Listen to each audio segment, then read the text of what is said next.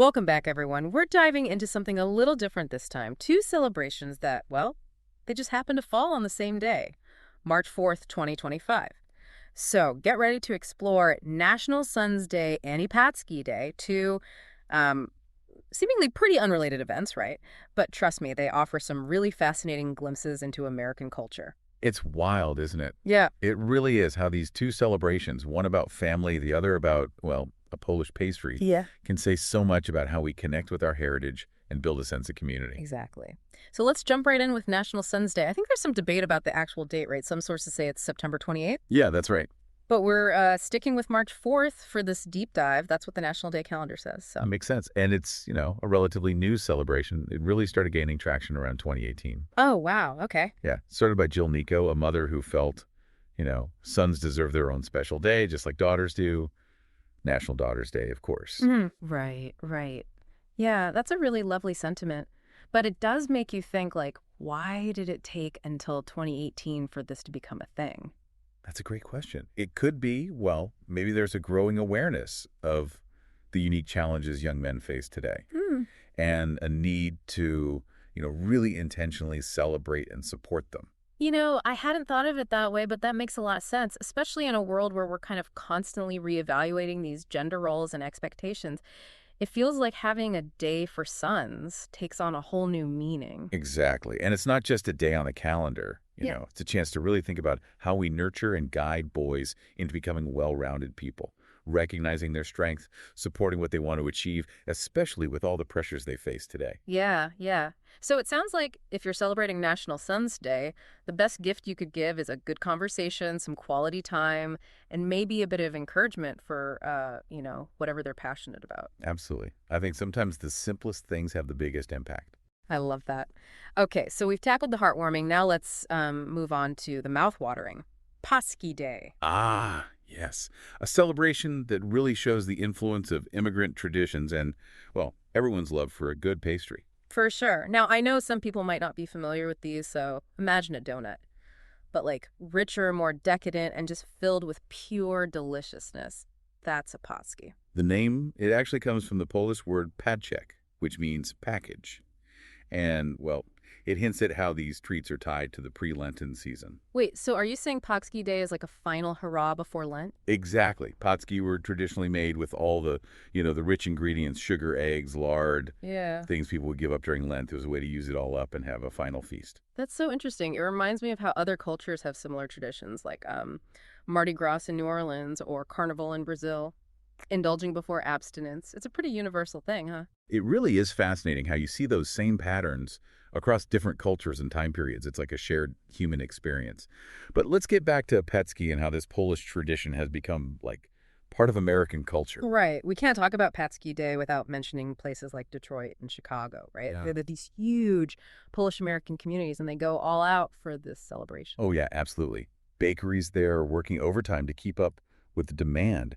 You'll see lines out the door for these treats. They're only available once a year. It's kind of amazing. It started as this small-scale thing in Poland, and now it's this massive cultural phenomenon here in the U.S. It really is. And it's not just the food itself. It's the community waiting in line together, the anticipation.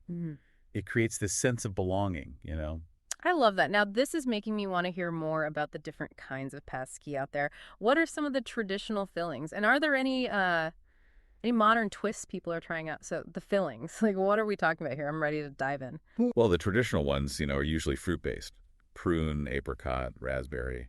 Custard's a classic, too. Yeah. They all give you that, like, authentic Paczki experience. Oh, that sounds so good. Yeah, I get that, the classic flavors.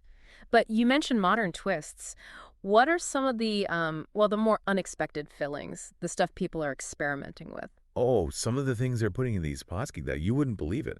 In Detroit, some bakeries are doing Nutella, peanut butter, even, get this, vodka. Vodka. Wait, vodka-infused Paczki? Really? Yeah, they even come with a little straw. Definitely a modern take, Yeah. But it's a hit, especially with the younger crowd. Wow, I got to give them points for creativity. It's a perfect example of how, traditions can evolve and still keep that connection to their roots. Exactly. It shows you that people want to keep these traditions alive, make them relevant for, for new generations. Who knows? Maybe in a few years, Vodka Paczki will be a classic. Huh. I wouldn't be surprised. Now, we've been talking a lot about Detroit, but you mentioned Chicago, right? Another big Paczki Day city. What makes Chicago's celebrations, unique? Well, Chicago's up there with Detroit in terms of Paczki Day fervor, Yeah. They've got this long history of Polish immigration, and that really comes through in their celebrations. They're vibrant. You'll find Paczki everywhere, the traditional Polish bakeries, even like trendy cafes. Everyone's in on it. Sounds like if you're in either Detroit or Chicago on March 4th, you're in for a real Paczki experience then. Oh, yeah, absolutely. You'll be surrounded by Paczki lovers, bakeries working all night. The air will smell like, well, just pure deliciousness. It's quite something to see. It's amazing how food can be like that. Bringing people together, creating community, it sparks conversations, keeps traditions alive. It's almost like a shared language, doesn't it? Goes beyond cultural boundaries. I completely agree. Paczki Day really exemplifies that. It's not just eating. It's about heritage, community, making memories.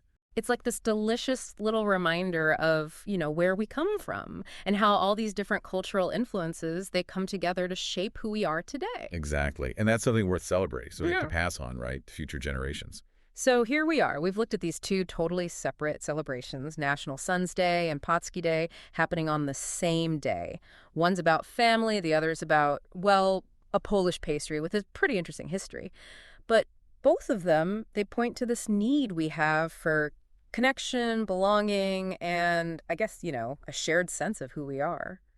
It is remarkable, isn't it, how these seemingly different things, when you dig a little deeper, they reveal these universal themes. It's like finding these hidden connections right in the fabric of our culture. Makes you think, huh? It really does. Like, who knew a pastry could have so much, cultural significance? I feel like we've learned a ton just prepping for this double deep dive. For sure. It's been great. And, speaking of learning, let's turn it over to you, our listeners. We've talked about National Sons Day, we've talked about Paczki Day, but now we want to hear from you. Exactly.